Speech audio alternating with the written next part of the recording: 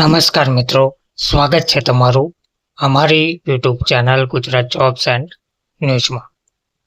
મિત્રો, આંગણવાડી વર્કરની ખાલી જગ્યાઓ ભરવા બાબત મહત્વની અપડેટ સામે આવી રહી છે.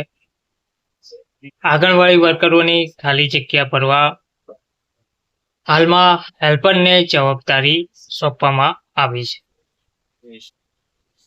ઉનાના રામનગર ખારા ગામે આંગણવાડી વર્કરોની ખાલી જગ્યાઓ રહેલી છે, તે માટે હેલ્પરને જવાબદારી સોંપવામાં આવેલ છે.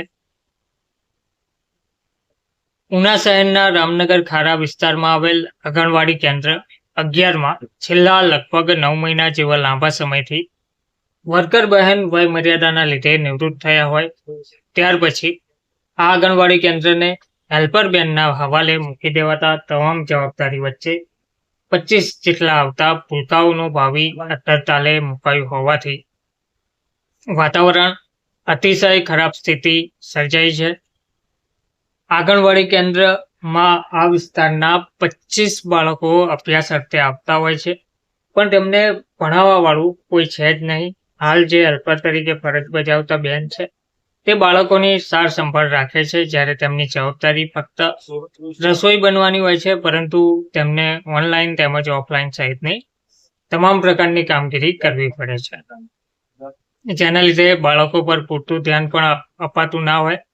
ત્યારે આ વિસ્તારના વાલીઓ પણ આંગણવાડીમાં કાર્યકરની નિમણૂક કરવાની માંગણી સાથે જણાવી રહ્યા છે. કાર્યકરની ભરતી સરકાર દ્વારા થતી ના હોવાથી બાળકો પાયાના અભ્યાસથી વંચિત રહે છે અને બાળકો પણ ચીડિયાપણું આવી જતું હોય છે. જ્યારે ICDSના અધિકારીએ પણ જણાવેલ કે ભરતી પ્રક્રિયા સરકારમાંથી થતી હોય છે. આગામી ભરતી પ્રક્રિયા બહાર પડશે ત્યારે એ કેન્દ્ર પર કાર્યકર બહેનની નિમણૂક પણ થઈ જશે તેવું જણાવવામાં આવ્યું છે. ધન્યવાદ.